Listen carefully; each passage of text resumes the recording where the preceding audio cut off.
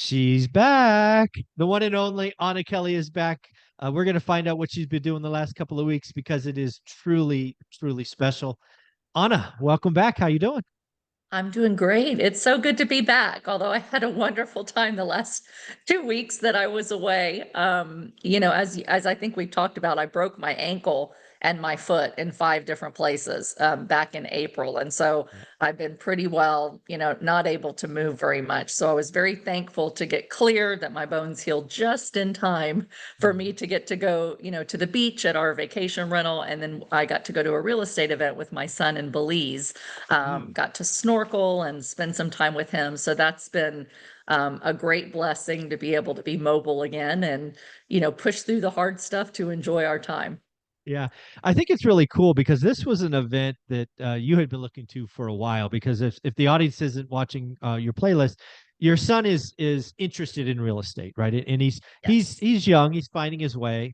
But this is an event you put on the books, and I remember you just glowing with excitement months in advance that this was going to Yes. occur. So why don't we give a shout out to the hosts of the event? Why not? And then talk about what the two of you did because you were arm in arm or side by side through the event. So let's talk about it. Absolutely. Yeah. So the event is put on by the real estate guys. Robert Helms and I have been friends for a couple of years and part of some of the same groups. And we basically, Russ Gray is his other partner, and they put on an annual event. And it's usually a cruise. This time it was in Belize. But what I was really excited about, I spoke with him back in December at an event that we were at, and they have a new young adult program for young investors, 19 to 25. And so their cost was less than a third of an adult ticket because they really want to pour into young Nice. investors, which is something I'm really passionate about. And so when I asked my son if he'd like to go, it was a resounding yes, like Belize and real estate and young Yeah. people. Yay! Yay! Because a lot of times these younger guys, they look at us, Michael, and I'm sorry to say they think we're old, right? Oh, And yeah, we are old. and In their eyes, I'm we are mom. old. Hey, I'm not 50 yet, but I'm getting there, right? Yeah. But I was just so excited that he was excited to do it and go on an event that he was really looking forward to also spending time with me. Mhm. And when you have kids and your daughter's now a young adult too, when they want to spend time with you and they're, college age and above, that's precious time together. So I knew we would learn some great things. I knew there's a great group of people that go to these events every year. But really, for me, it was about being with my son, getting him involved with other young investors who are excited and ready to, kind of take the real estate world by storm. And then, of course, we get to be in Belize. So super excited about it. And then I hurt myself. And when I got injured, they told me 12 weeks, no walking, you probably can't go to Belize. So I was committed, like, no matter what, I'm going to be really good, not move, stay stable, do my exercises, and be ready for that event. So the fact that we got to go, was really exciting for me, and I had an amazing time, and my son had a great time.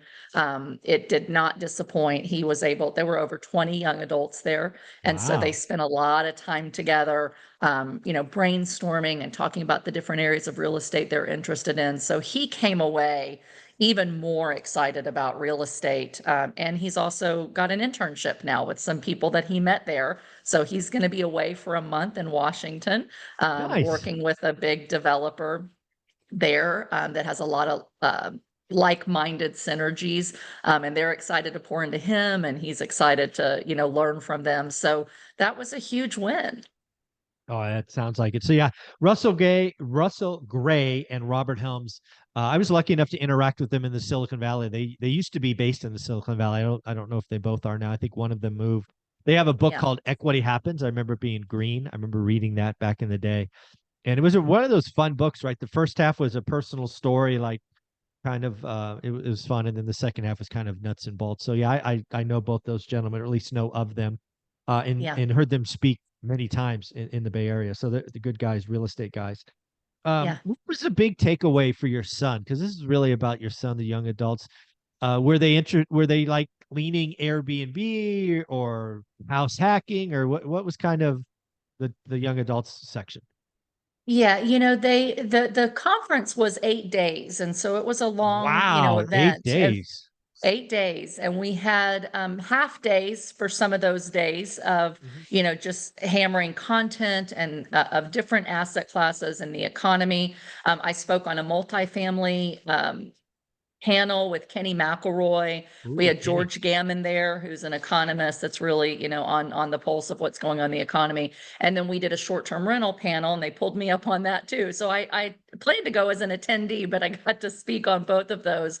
And they were great panels, right? Just listening to different investors with different levels of same high level of experience, but in different areas. So, for example, on the short-term rental panel, we had a guy, Tim Hubbard, who does short-term rentals that are more really small, like efficiency size units in cities that people travel in, like Memphis, Tennessee, for example. He's got rentals in Colombia and Brazil and the United States. And so he's got those that are not vacation rentals, but a lot of times they're corporate rentals. And Mm. then, someone like me that has the high-end luxury vacation rentals. And then we have another, person on the panel who's doing more midterm rentals. And so, it was really a broad breadth of people doing things a little bit differently and all having success no matter what niche you are in. And similarly on the multifamily panel, you've got guys like Kenny McElroy who's, done 1 billion in multifamily, myself who's done about 300 million in multifamily, and then Wow. some that have done, smaller multifamily, but have a lot of their own rentals and hold them long term. So the young adults really got a good breadth of how do investors do real estate differently and still do it really well. And so Mhm. it gave them ideas. And I think for Dane, it was eye-opening for him that, this is just not just like mom and dad and our local investors who are accumulating properties and doing kind of some different niches. There were big single family guys, right? And developers in the single family space. And so he came away with just, I think, an excitement about all the different areas of opportunity in real estate that you can get started. And then over time, you can pivot, you can add to. So it's really all about getting started, Mhm. connecting with a really great group of people, a great network that you can bounce ideas off of and that have, that'll support one another. And so it was the first time he saw young adults all Mhm. together, excited and passionate about saying, we don't have to have it all figured out. Let's just go start and make sure we're doing it wisely with the right people. I think that's an amazing idea because again, one of the things that I had wrong the first 4 or 5 years is I didn't really invest in having a network. So going to an event like this, being excited, being around 20 other young adults. I mean, just think about the network. Even if they just communicate via social networks and hold each other accountable, what'd you see? What'd you do? Yes, He's probably, I mean, I don't know this for sure, but he may have found one or two lifelong friends at this event. I think That for they'll, sure. Yeah. yeah, And they'll they be had a talking group with them. chat and they were going into town together and eating together and, Yeah. hanging out at the pool together. So they really, very quickly started bonding. And so that was exciting for me to see, them being so excited. And then, we had one of the things they did that I liked is they had different dinner tables. So every night they put you with a different group of people. So we had a mix of young investors and seasoned Hmm. investors together at the dinner table where they could ask us questions and we could pour into them. That was So awesome. that, that's what it was all about for me, is really impacting that next generation of investors, and some that have maybe just bought a single family home, right? It's the Mhm. one rental at a time. Like, just get started. And like you, I didn't have a network early on, and I was Yeah. definitely slowed down by that. In hindsight, I tell people, like, I didn't have this kind of amazing, daily show that I could listen to and say, what's going on in the economy? How does that impact me? How do I keep moving forward? So, making sure you're educating yourself with great shows like this, going to events, creating that network, really help you to stay moving forward and not get discouraged on the path that can seem very lonely and very daunting if you're not educating yourself and surrounding yourself with great people. Yeah, the other thing I want to take away from this event is both you and I did an event, I think it's probably 60 days ago. You just came back from an event. I spent thousands of dollars. You undoubtedly spent thousands of dollars. We're both in this 20 years and we're not done learning, right? We're not Right. done networking. Just talk about the importance of, even by many measures, we're quote unquote successful, the reason we're successful is we never stop, right? We never start learning and pouring into Right. ourselves. Absolutely. And there is always something to learn. Every economy gives you new things that you've never experienced before. And, we talked about that on our multifamily panel, some of the challenges in multifamily and in commercial real estate that have never happened before, right? Dealing with rate caps and having to escrow, 10 times the payment that you had for your original rate cap as this economy keeps growing. Valuations, struggling, lenders cutting their LTV significantly on apartments, even more than they did in 2008. And so there's always, new challenges. And so you have to constantly be a student to say, okay, I didn't see this coming. How can I surround myself with people that are all really smart, that we can think through these challenges and figure out the way over the obstacle, rather than feeling like you're completely alone, and or thinking, oh, this is no big deal, I've got this figured out. If you have too much pride, you don't hedge the things that you need to hedge. And so then when they happen, you don't know what to do. So constantly being a learner. You and I talk a lot about the economy on this show, and it's really important. And that's something that I drove home to people, is that you can be an expert at what you do and your niche in real estate, but if you don't understand how economic changes can impact what you do, even if you're a great operator, if the Fed were to raise rates and keep them there for 5 years, right? Cap rates are going to rise and your values are going to fall. So how do you hedge that, right? And part of that is being a constant learner of, what do I not know yet? What things are outside of my control? And how do those things then impact what I do day to day? And so learning about the economy is super important. But then also learning about what new risks are there, like legislative risk, right? You've got, national congressional bills trying to put in a national rent control right now. Well, what if that were to happen? How do we hedge that now? So learning about, legislation and economic things that may impact you is just as important about learning about the next thing in your niche, or, the next new technologies that come out that might help you.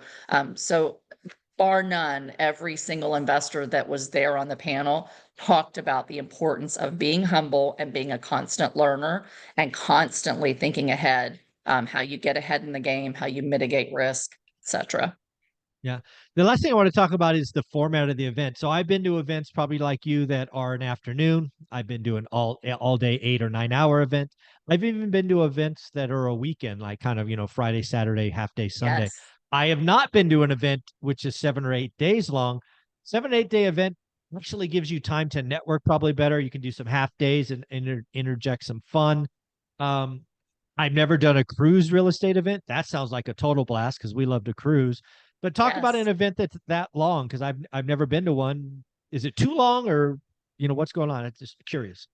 Yeah, this was the longest event that I've personally been to. And it was really nice. It was nice to, part of that, like the first day was just dinner. So everybody's checking in, they have like a welcome reception, and then, then they really get started. And then the last day is really, breakfast, depart and go. So there's probably 6 days of, real constant content. I think 2 of those days were full days, sun up to sundown, with little breaks between, the event, maybe a half an hour break before drinks and networking, and then straight to dinner, and then an after party. They did, Robert's a musician, and so they had a band that played every night. They had a Nice. karaoke night and a talent contest and things like that. 4 of the days were half days. So we, had breakfast, and then we had a half day lunch, and then we either went to the beach club that was part of the resort, or you could take excursions. And so they have an excursion place right there on site where we were. And so Dana and I went snorkeling for 2 days, for 2 half days. And so that was amazing. And we were able to do it with some other people in the event. So, it was really important, I think, to have about half of the event was really time to be able to explore and network Mm. together in a fun environment out by the water. They had a board meeting where everybody was like around a surfboard, and had food and drinks brought to everybody and sitting in the water around a surfboard, just Uh, getting to know each other. So I think the week-long event really gave a lot more opportunity for getting to know people, making some new connections, with a really good balance of information and knowledge, growth, as well as networking. I'm gonna have to look into something like that. Maybe that's something in the future of one rental at a time, folks. If you want to do that with one rental at a time, tell me where we should do it because I've never thought about doing a week-long event. Anna, where can people find you? Great. You can find me on social media at Anna Kelly REI Mom, my website, reimom.com, and here every week, almost every week with you. That's awesome. And she has an amazing playlist. Just go check it out, Anna REI Mom. Thank you. Thanks.